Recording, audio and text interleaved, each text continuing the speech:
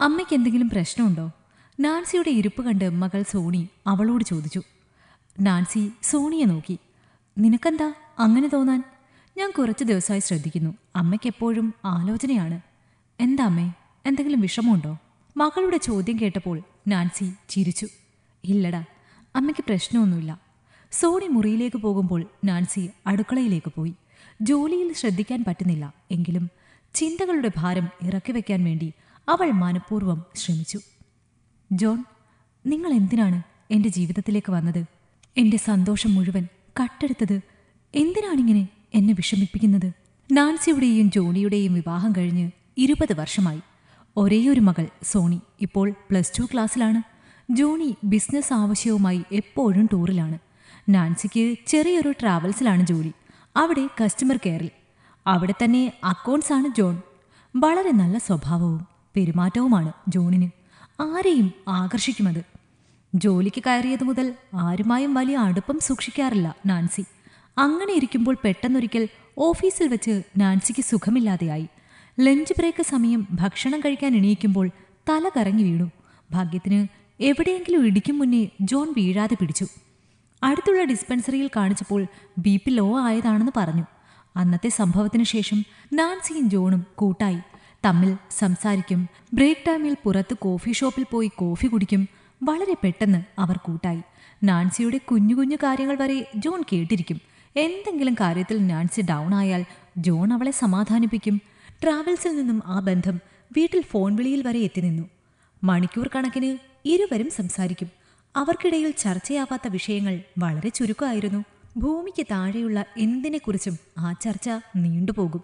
എന്നും തമ്മിൽ കണ്ടുപിരിയുന്നവർ തമ്മിൽ എത്രമാത്രം സംസാരിക്കാനുണ്ടോ എന്ന് പോലും ചിന്തിച്ചു പോകും.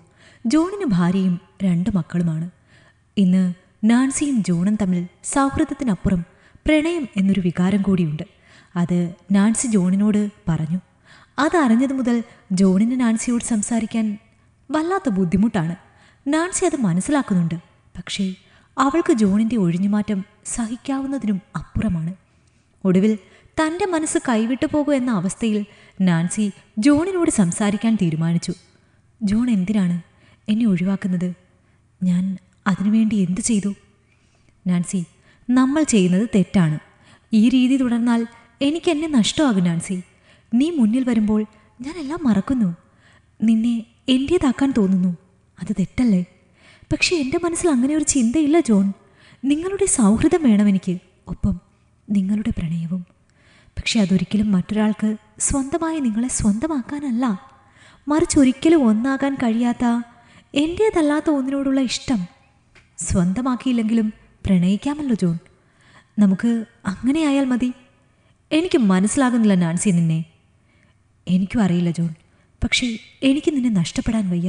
സ്വന്തമാക്കാനും ഇരു ധ്രുവങ്ങളിലിരുന്ന് പ്രണയിക്കാം, കലഹിക്കാം, പരസ്പരം കുറ്റപ്പെടുത്താൻ. പക്ഷേ പിരിയേണ്ട. അന്ന് അവസാനത്തെ കൂടിക്കാഴ്ചയായിരുന്നു.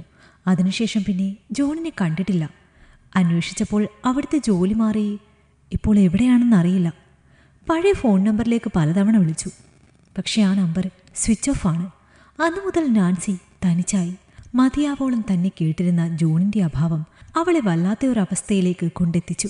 വാ തോരാതെ സംസാരിച്ചു കൊണ്ടിരുന്ന, കളിച്ചിരികൾ പറഞ്ഞുകൊണ്ടിരുന്ന നാൻസിയുടെ പെട്ടെന്നുള്ള മൂകത എല്ലാവരെയും വിഷമത്തിലാക്കി. സ്വന്തം ഡയറിയിൽ നാൻസി ഇങ്ങനെ എഴുതി ചേർത്തു: ഈ വേദന ഞാൻ സ്നേഹം കൊടുത്ത് നേടിയെടുത്തതാണ്. നിങ്ങൾ ജീവിതത്തിൽ എവിടെയാണോ കൂടുതൽ ആത്മാർത്ഥത കാണിക്കുന്നത്, അവിടെ നിന്നും മറ്റാരും നൽകാത്തൊരു വേദന നിങ്ങൾക്ക് ലഭിക്കും. ഇന്ന് ഞാൻ ആ വേദനയിലൂടെ കടന്നു പോവുകയാണ്.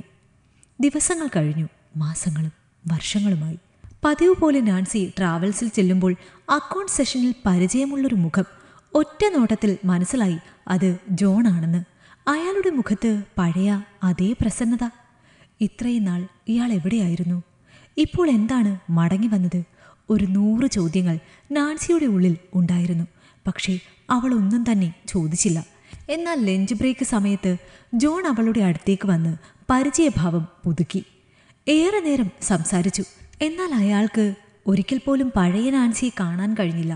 വൈകുന്നേരം ഓഫീസിൽ നിന്ന് ഇറങ്ങാൻ നേരം വേണ്ടി ജോൺ നാൻസിക്ക് വേണ്ടി കാത്തുനിന്നു. താൻ എന്താ നാൻസി എന്നോട് അപരിചിതനെ പോലെ പെരുമാറുന്നത്? ഓഫീസിൽ നിന്ന് ഇറങ്ങി വരുന്ന നാൻസിയെ കണ്ടപ്പോൾ ജോണിന് എത്ര വേണ്ടെന്ന് വെച്ചിട്ടും ചോദിക്കാതിരിക്കാൻ കഴിഞ്ഞില്ല. നമ്മൾ തമ്മിൽ അതിനുവേണ്ടി ഒരു ബന്ധമില്ലായിരുന്നല്ലോ ജോൺ. നാൻസിയുടെ പെട്ടെന്നുള്ള മറുപടി കേട്ടപ്പോൾ ജോൺ തന്നെ ഞെട്ടിപ്പോയി. നാൻസി എന്താ ഇങ്ങനെയൊക്കെ പറയുന്നത്? ഞാൻ നിനക്ക് വെറും പരിചയക്കാരൻ മാത്രമാണോ? കുറച്ച് വർഷങ്ങൾക്ക് മുമ്പ് വരെ നിങ്ങൾ എനിക്ക് വെറും പരിചയക്കാരൻ മാത്രമല്ലായിരുന്നു, എൻ്റെ പ്രണയമായിരുന്നു. നിങ്ങളിൽ നിന്ന് ഒരിക്കലും ഒരു തിരിച്ചുപോക്കുണ്ടാകില്ല എന്നുവരെ കരുതിയതാണ് ഞാൻ. പക്ഷേ ഒരു ദയയുമില്ലാതെ നിങ്ങൾ എന്നെ ഉപേക്ഷിച്ചിട്ട് പോയി. നമ്മളെ ഏറ്റവും കൂടുതൽ സ്നേഹിക്കുന്നവർക്ക് മാത്രമേ നമ്മളെ ഏറ്റവും അധികം വേദനിപ്പിക്കാൻ കഴിയുള്ളൂ എന്ന സത്യം ഞാൻ മനസ്സിലാക്കി. ഒരാളിൽ മാത്രം ഒതുങ്ങിപ്പോയതാണ് ഞാൻ ചെയ്ത കുറ്റം. എൻ്റെ ജീവിതം കൊണ്ട് തന്നെ ഞാനത് തിരുത്തി. എന്നെപ്പോലെയുള്ള ഒരുപാട് നാൻസിമാർ അറിഞ്ഞും അറിയാതെയും ഈ സമൂഹത്തിലുണ്ട്. ചിലപ്പോൾ അവർക്കെല്ലാവർക്കും എന്നെപ്പോലെ മാറാൻ കഴിഞ്ഞെന്ന് വരില്ല, പക്ഷേ എനിക്കത് കഴിഞ്ഞു. ഇതുപോലെയുള്ള ഒരുപാട് ജോണിനുള്ള മറുപടി കൂടിയാണ് അയാളെയും കടന്ന് നാൻസി മുന്നോട്ട് പോയി. ഈ കഥ നിങ്ങൾക്കിഷ്ടമായെങ്കിൽ ലൈക്ക് ചെയ്യൂ. നിങ്ങളുടെ അഭിപ്രായങ്ങൾ കമന്റായി രേഖപ്പെടുത്തൂ. കൂടുതൽ കഥകൾ കേൾക്കാൻ ഈ ചാനൽ സബ്സ്ക്രൈബ് ചെയ്യൂ.